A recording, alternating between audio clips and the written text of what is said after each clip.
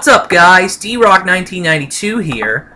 For this next video and for my next movie review, I am going to be reviewing the final episode of the prequel trilogy for Star Wars Episode 3, Revenge of the Sith.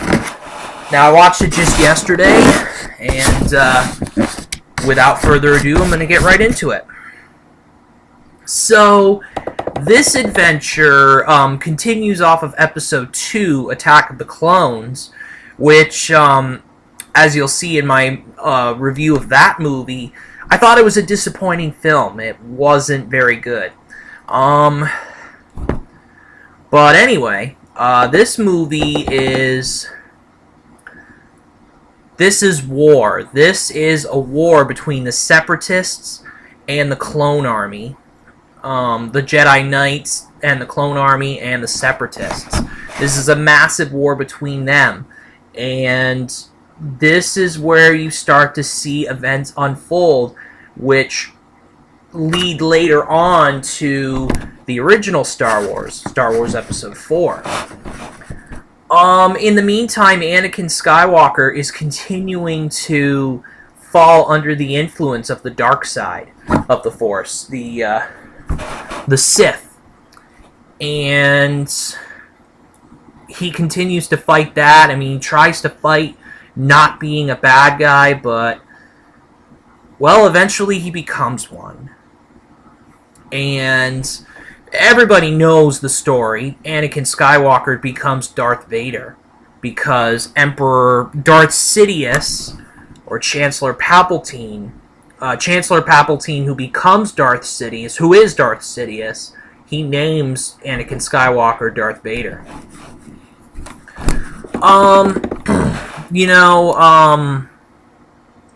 So that's pretty much what the story's about.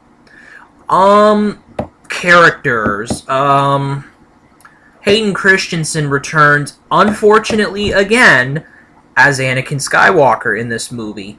And as I said in Episode 2, Christensen is not a good fit as Anakin.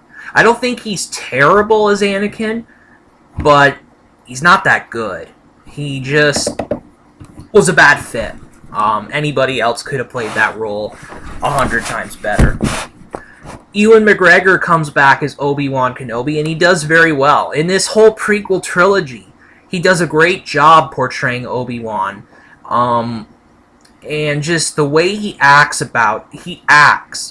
Ewan McGregor just really portrays Obi-Wan very well. Natalie Portman returns as Padme Amidala.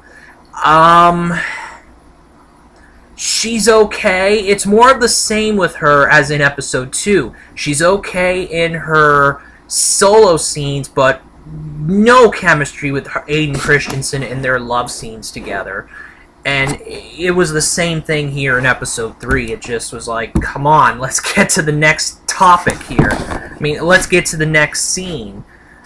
This is basically what it is. I mean, it's just wasteful scenes between these two. I get why they're in the movie, but they just weren't good to begin with. Ian McDiarmid plays Palpatine.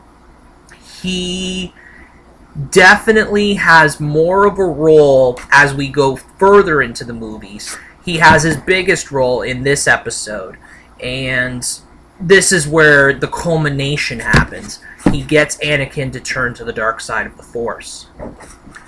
Samuel L. Jackson plays Mace Windu. Like Palpatine, Mace Windu has a small role in Episode 1, then he gets a bigger role in Episode 2, and now Episode 3, he gets a bigger role. And Sam Jackson's a good fit for Star Wars. He was a good fit for this character, so I liked him in the movie. Christopher Lee comes back as Count Dooku, and he is just dynamic. Christopher Lee, as I mentioned in my Episode 2 review, just so dynamic as a bad guy, and a smaller role in this one compared to Episode 2, but nonetheless a powerful role. Frank Oz has a bigger role as Yoda. And Yoda's one of the best characters in the Star Wars universe. Because he's just so knowledgeable and all that sort of thing. Knowledgeable about the Force. He's a wise Jedi and a wise Jedi Knight, and he's just very good. Jar Jar Binks returns in this movie, but he has no speaking role. Yay! No speaking role for that terrible Jar Jar Binks. Another big one was Matthew Wood, an actor named Matthew Wood that portrayed General Grievous, who is the cyborg commander of the Separatist droid army. And he,